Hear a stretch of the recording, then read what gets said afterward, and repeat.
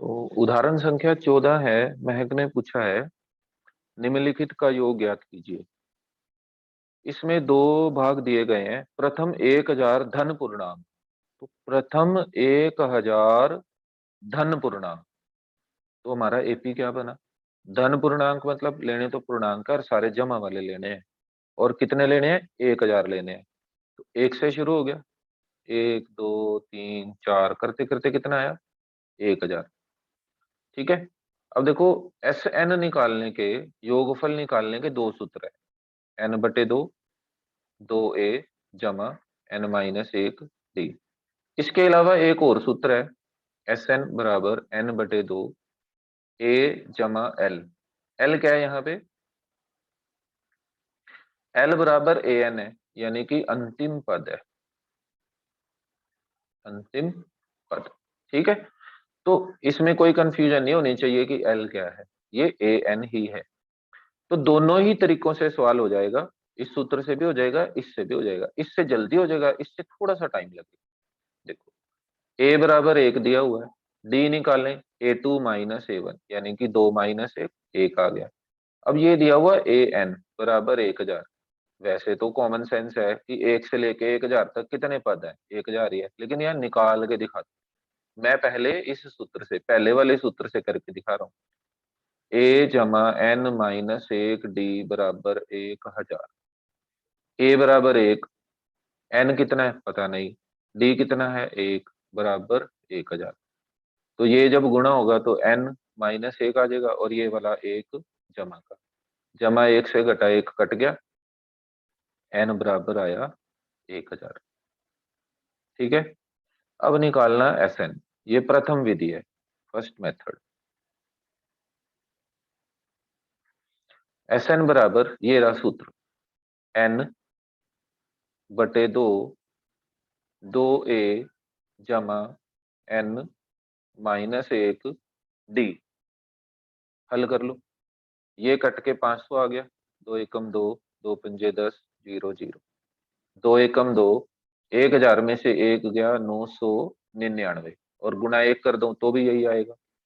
इसको जोड़ दो, 500 गुना 1001, गुणा कर दो 5005 और पीछे 2 जीरो। ये हमारा उत्तर आ गया। अब देखते हैं दूसरी विधि से कैसे करना था इसको।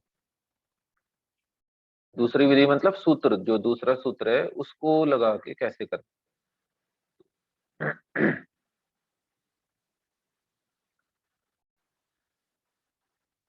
Second method. अब ए चाहिए, वो तो 1 है। इसमें एन चाहिए, तो एन तो भाई इसमें भी निकालना पड़ेगा इसी विधि से। या फिर देख लो कि 1 से लेके 1000 तक है, तो सीधा लिख दो 1000। और एल क्या है? एल है अंतिम पद। अंतिम पद कितना? वो भी 1000। तो एस एन कितना बना? या फिर यहाँ पे 1000 भी लिख सकते हैं, यहाँ पर भी 1000 लिख सकते हैं। कितना आया? एन बटे दो, ए जमा एल। तो ये आ गया 500, और ये 1001, और ये आ गया 5005 और 2 जी आंसर। ठीक है।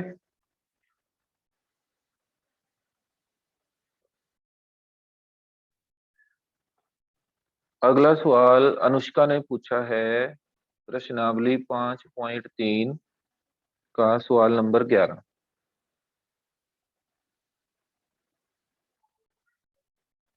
5.3 का सवाल संख्या 11। देखें सवाल में क्या दिया हुआ है।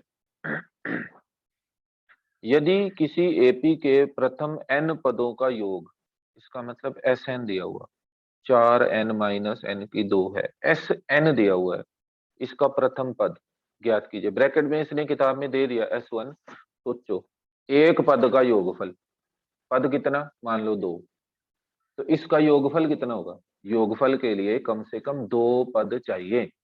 तो जब मैं यहाँ कहता हूँ कि n बराबर 1 रख दो, तो ये S1 बन गया। S1 किसके बराबर होगा? एक पद। एक पद का योगफल।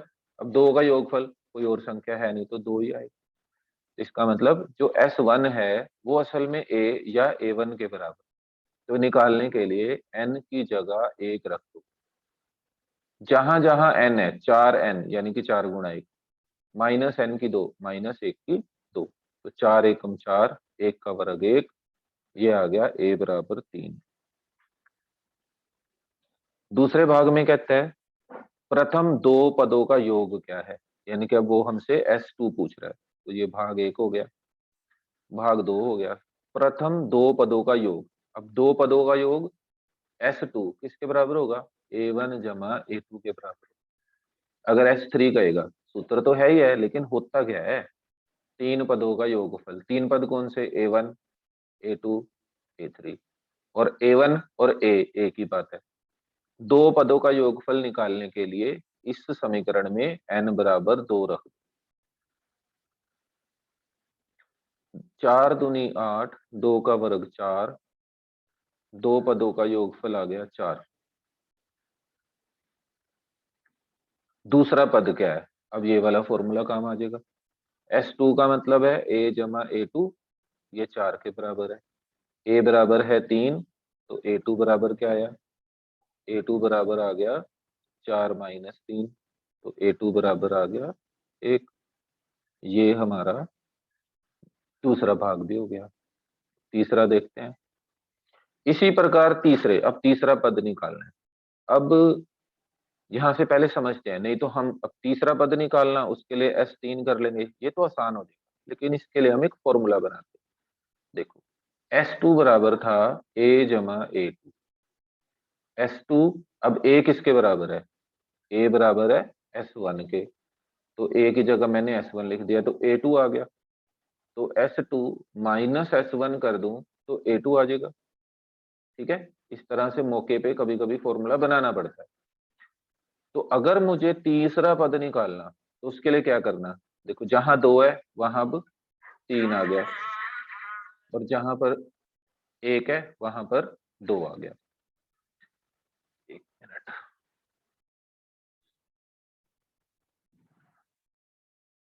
तो अब तीसरे पद के लिए जैसे यहाँ पे 2 है, अब हमने यहाँ 3 लिखा, तो 2 यानी कि 3 हो गया, तो ये 1 है, 2 में से 1 गया 1, तो यहाँ पे 1 कम कर देना है।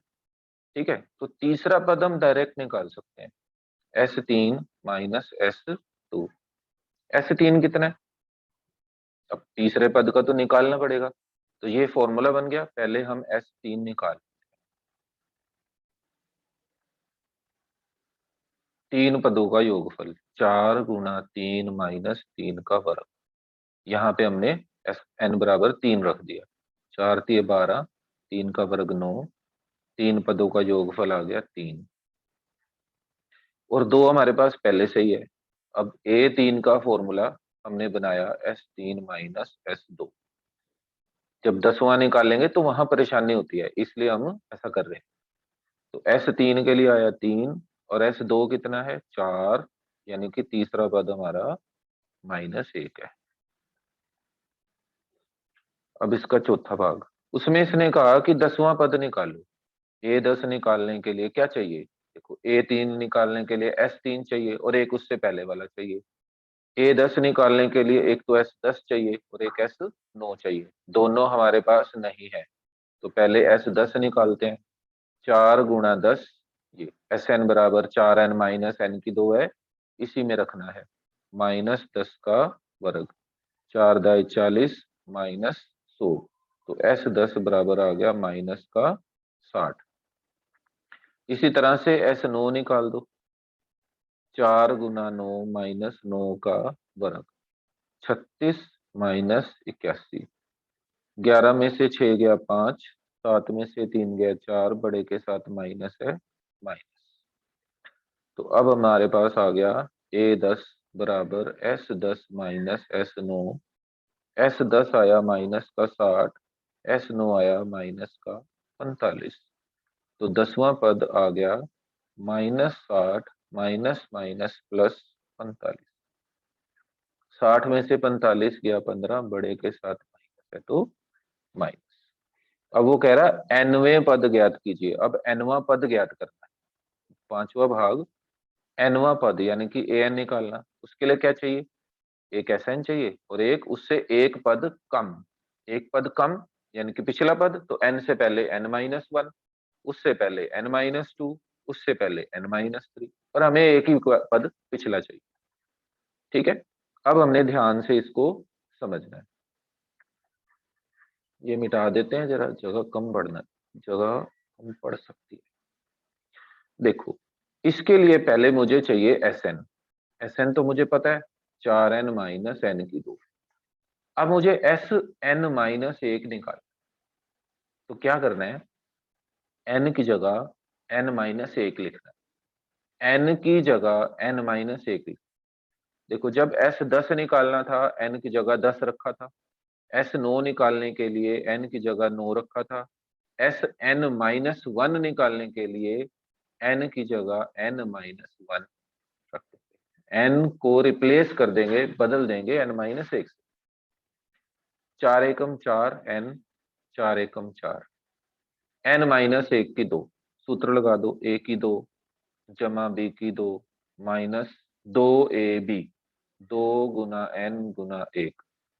हल करें, 4n-4 माइनस n की 2 माइनस प्लस माइनस 1 का वर्ग 1 माइनस माइनस प्लस 2 एकम 2 n, 4n जमा 2n 6n, बीच में माइनस n की 2 भी है, और माइनस का 4 और माइनस का 1 माइनस का 5 बन गया Sn-1।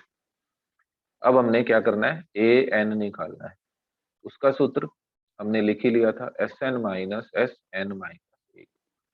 Sn की वैल्यू तो 4n-n की 2 ही है, Sn-1 की वैल्यू है 6n माइनस n की 2 माइनस 5।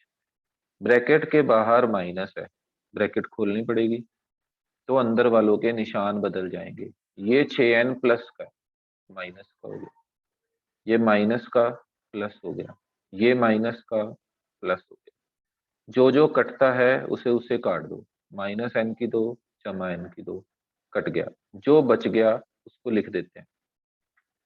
तो an बराबर आ गया 4n माइनस 6n माइनस का 2n, और यहां पे बचा जमा का 5। तो an बराबर आ गया 5-2n, ये मेरा उत्तर आ गया। ठीक है, ये वाला जो स्टेप था कि n की जगह n-1 रखना है, इसको गौर से करना। अब हम इसकी जांच भी कर लेते हैं कि जो सवाल हमने किया इतनी मेहनत से वो ठीक भी है कि गलत तो नहीं हो गया कहीं। और आसान सा तरीका है, बिल्कुल मुश्किल नहीं है इसकी जांच करनी। हमने an निकाल दिया और हमने a1 a2 a3 भी निकाले हुए हैं।